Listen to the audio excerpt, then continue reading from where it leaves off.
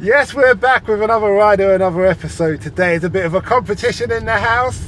Gavin, Sutherland here, and he's just been interviewed on one podcast, and now he's going to be interviewed on mine. This is like London buses. You wait for one and two come along at once. It's fab. Yeah, so he's a conductor and much more. So we're just going to find out who Gavin Sutherland really is. I understand you're from down under in New Zealand. I'm not from down under in New Zealand. My colleagues are, but I'm from the north of England. I'm from Durham. Okay, that's nice. So first of all, start from That wasn't me in the ambulance, by the way. What kind of person were you when you were at school? At school, I was a bit of a hermit. I think I spent a lot of time listening to music, playing music. I had very little interest in the world outside. I wasn't really bothered by it. Music was all I wanted to do. I had friends and, go on our bikes or computers or things, but not very often. So, yeah, I was probably quiet. I was certainly a creep. At least he's honest. I was a worker, but my work was usually just largely spent on my own, soaking up the world of music. So, what kind of music were you listening to? Were your parents into the music industry? My parents weren't in the music industry, neither was my sister. They appreciated music, but they appreciated so we're talking the 70s, yeah? So we're talking, they were Radio 2 listeners, Radio 1 listeners. They were more about Great American Songbook rather than classical stuff. So I grew up listening to that, and I grew up loving jazz, big bands, pop music of that era. But of course, I make my name, or I make most of my work is in the classical field. So I had to learn classical stuff, but the other stuff came more naturally. Okay. So when you were in school, did you join any musical bands? Lots. Things like that? School bands, but also there were bands independent of the actual school that had tours. And the band I was in, a band called the Durham Show Band. And when I was 9, I was part of that band and we went on tour to Sweden. And, that's something I can never stop thinking about. I was 9 and I was being taken away from my parents and going for a trip to Sweden to go and play for the people over there, and I was hooked. I thought, I want to do this. I enjoy this. I was with people who liked music and played music, and being around that's infectious. But if you're sitting in amongst a band of guys playing, there's something really fascinating about it. It's not like a live gig where you sit and look at a stage. It's like if you're in amongst guys playing music, it's like a drug, I tell you. I can see you still got that passion that you had when you were 9 years old. Oh, yeah. Yes, only 12 years ago, in fact. Okay. In my dreams. Oh, we believe you. Millions wouldn't, but we believe you. Okay. So, what was your first instruments you were learning to play? Played the piano from the age of 3, self-taught, and the music system in the county allowed me to play the trombone. Okay. But I gave the trombone up when I was 19, bored that it wasn't killing me. But it was very useful because it allowed me to sit in orchestras and watch other conductors and how they did it. So when you left school, did you go to a special music college or? I went to Huddersfield University, which had a very high-class music department for contemporary music and practical music. And whilst I was there, I started working with a dance company in Yorkshire as a conductor and pianist. And that was it. That was the start of my career. So I graduated, did all that, and was in the profession very quickly. I was very, very, very lucky, and I'll never forget that. Yeah, you sound like you jump from one hurdle to another. Absolutely, and sometimes you fall down the odd cliff, but you get up and you carry on. The British way. I hear that. So, the course you did, was it a degree? Was it? It was, yeah. It was a degree in practical music, so piano, conducting, orchestration, which is how you write stuff out for orchestra, obviously. And also, I had to specialise in history and some composition as well. So yeah, it was an all-round course, and for that reason it was perfect for me because it was quite adaptable. So ultimately I ended up with the skills I wanted to have and needed to carry on in the profession. At that moment, did you know that you wanted to be a conductor? I knew I wanted to be a conductor from the age of 7. Really? I was just saying this to my friends earlier on. There was a village fete, and there was a band at this fete, which subsequently I joined, but they conduct the band for £1, and my trombone teacher conducted the band. So he said, oh, give Gav a go. So I had a go, and I enjoyed it so much. My mother said, here's another £1, give him another piece. So I did another piece, and I thought, and it was nothing to do with power, authority, anything like that. It was just this infectious feeling of being around musicians playing music. And I've never lost that. Did it take you long before you learned to be a conductor? You never stop learning, my friend. You never stop learning. And it's not just about beating time. You have to learn how to handle people. It's a communication profession. You have to be able to read a person's mood. You don't just say, it's quite often people say, so what do you do when you say to people, you did that wrong? Well, you don't say that because they'll lynch you.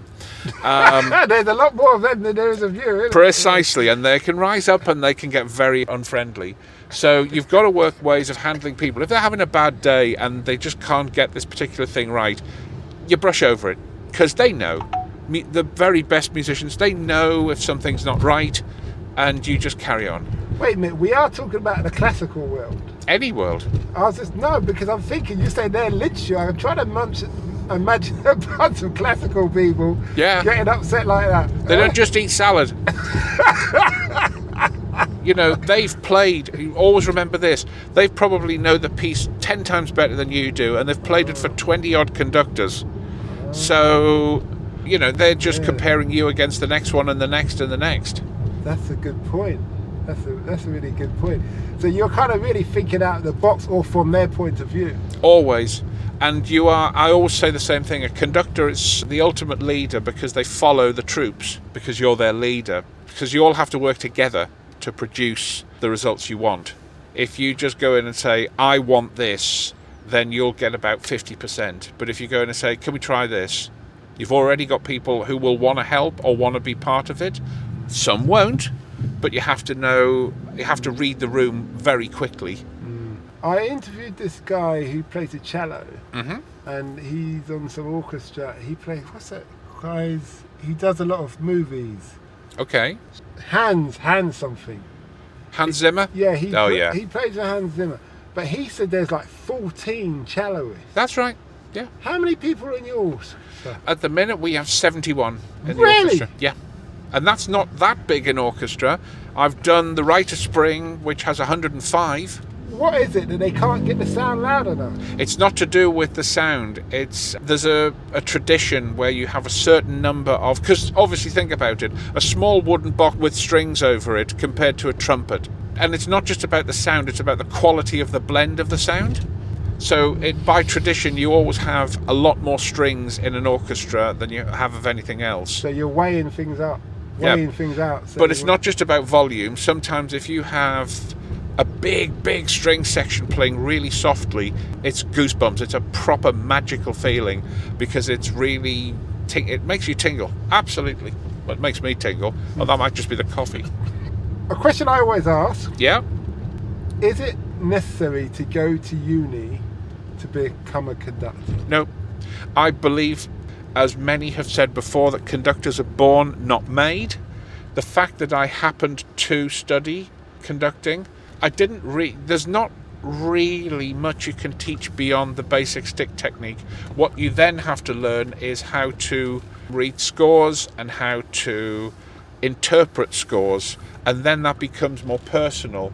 So you don't need really, if you've got good instincts and you've got good communication skills, you've got all the tools you need. The next thing you need to do is just learn how to beat time. That's the least element of conducting. Can you, for the layman's, including myself, Yeah? what is beating time? Beating time is when you have the baton in your hand, the stick in your hand, and you coordinate the musicians to play the bars of music. So you beat 4 beats to a bar, because there's 4 beats in the bar of the score, and so on. And then you have to point to certain musicians where they start to play. And sometimes you have to, conduct small because they have to play quietly, or big because they play loudly. So a lot of it is about gesture, but that gesture can be, or should be, probably how you react to music, I mean, I can't dance. We have professionals for that. But I know that I can make gestures that will enthuse and energize and encourage musicians to play. And then there's money for the rest of it. What would you say to your 16-year-old self? What would I say to my 16-year-old self? Don't spend your own money on orchestras. Save it, because the profession can be quite lumpy and bumpy. It's not all lotus eating, and lots of people have said to me over the years, it must be fantastic having high-class travel and hotels and first-class flights and everything at your beck and call. It's not like that. You see the hotel, the concert hall, a restaurant maybe, and the airport, and that's it. And then you go to the next one and you do the same. So it is like a travelling salesman, essentially.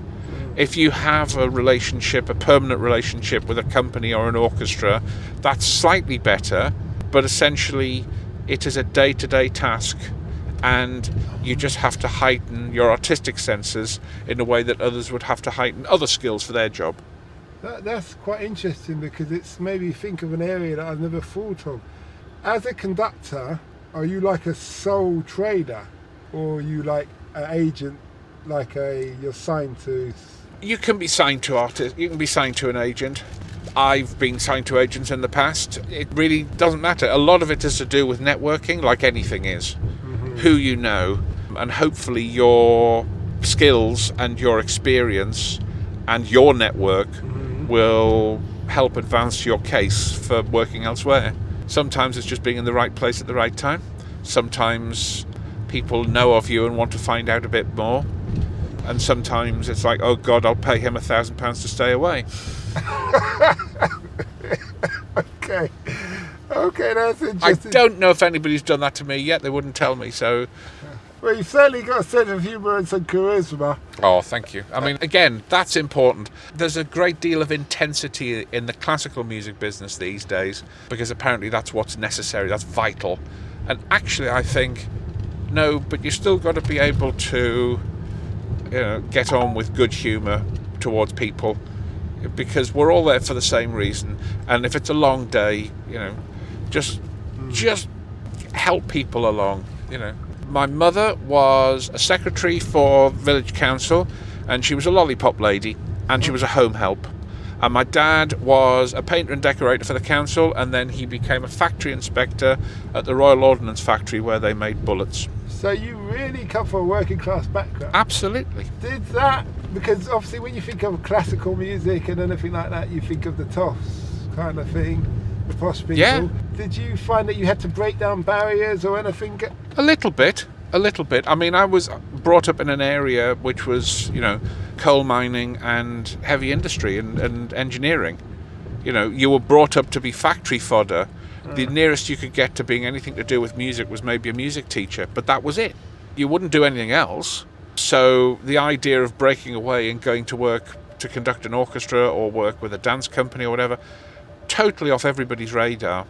And so, as I say, my parents, they could support me, but they couldn't encourage me, because it was a totally different feel to what they knew. Yeah. So they wouldn't come and see me do anything classical, but if I was doing something jazz or light music or big bands or something, they'd come, because they understand that. But they didn't understand the classical stuff I did.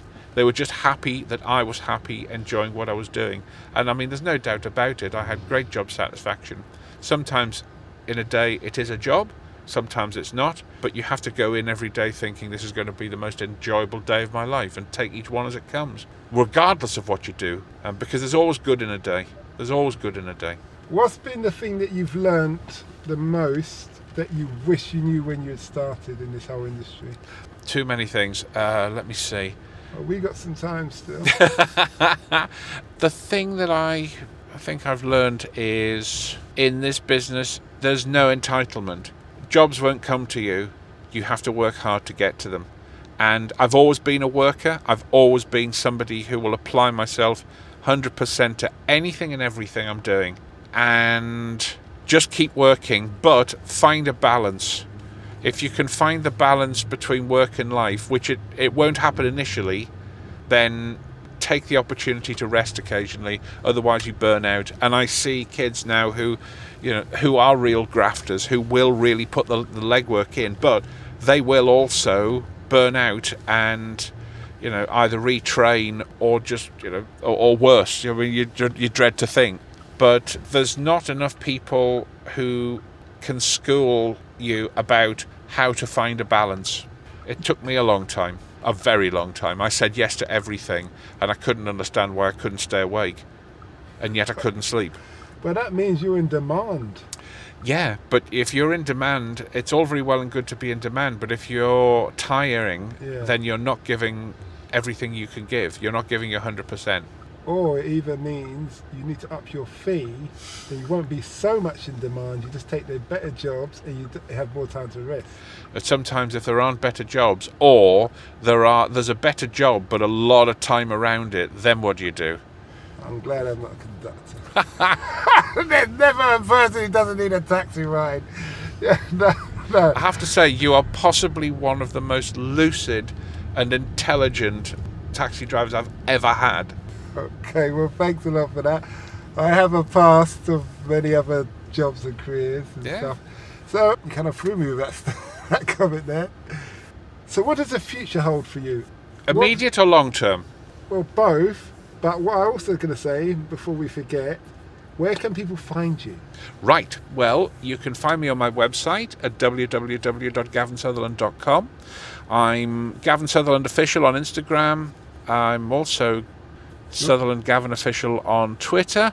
But at the minute, this evening, you'll find me conducting Cinderella with English National Ballet at the Royal Albert Hall, no less. Okay. And, I've got some concerts out of town next week, and then I've got a summer off, finally. And then in the autumn, it all starts up again. I'm at Sadler's Wells, I'm touring to Munich. I'm also going to Finland, and I've also got some touring in the UK to Manchester and Bristol and Southampton. Okay. So it's a nice, diverse life, lots of stuff to do. Just to confirm, obviously when people read out their social media names, do you want to spell your Gavin Sutherland? Yep, so GAVINSUTHERLAND. Thank you. Now back to the question about future. Future? Long-term future, keeping the work-life balance good, and also continuing to learn, continuing to absorb, continuing to work, and continuing, hopefully, to be around great musicians making great music. And you spoke about you're always learning. Yeah. Does that mean you have a mentor? No. You can have a mentor, and many do.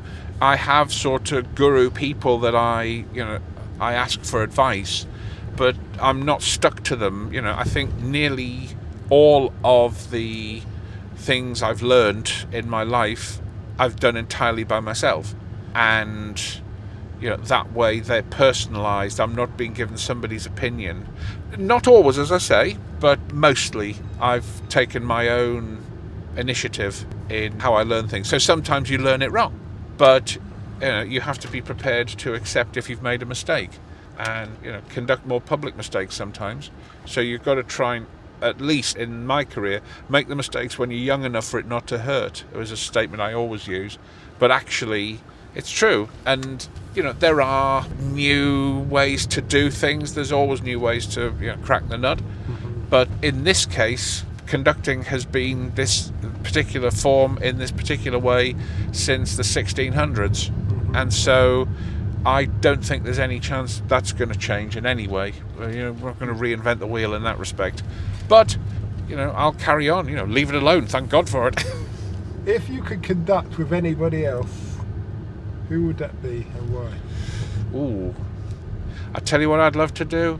I would love to conduct the band for one of the big film franchises like Marvel or Star Wars or any of that. That's what I'd love to do. Okay. I don't know. I haven't interviewed Hans Zimmer or anything like that, but if I do come across him, I'll let mention you know. My name. You go, oh, him! I'm paying him £1,000 to stay away. And that stuff. And our last question, thanks for being a great guest. Well, thank you for being a great interrogator. Okay. What do you think of London? And is this where you reside, or you reside up north still? I have lived in London for a long time, kind of quite itinerant. I guess I live all over the place. I have a place in Durham, but obviously so much work is in London. So what do I think of London? It evolves, and it's cyclical as well. For better or for worse, there's lots of things in London that worry me, but there are lots of things in London that never fail to delight. And we're in your car on a beautiful sunny day, and people are out and about, and there's lots to see and do.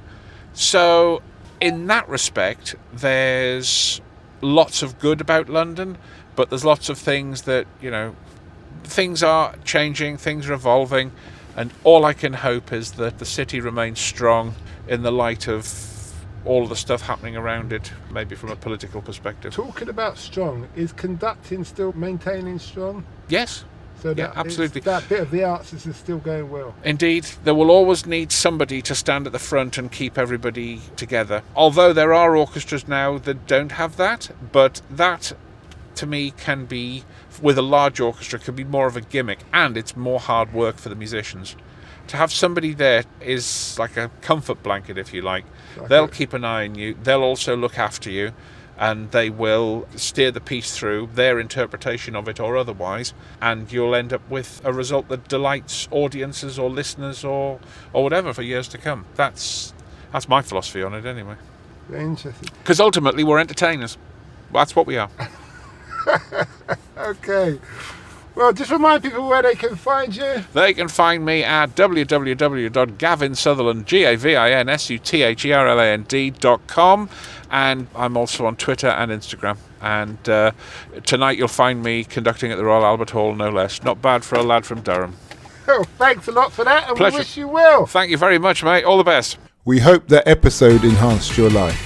We post an interview every day, as well as vlogging on our social media channels. Don't forget to subscribe to get our latest episode.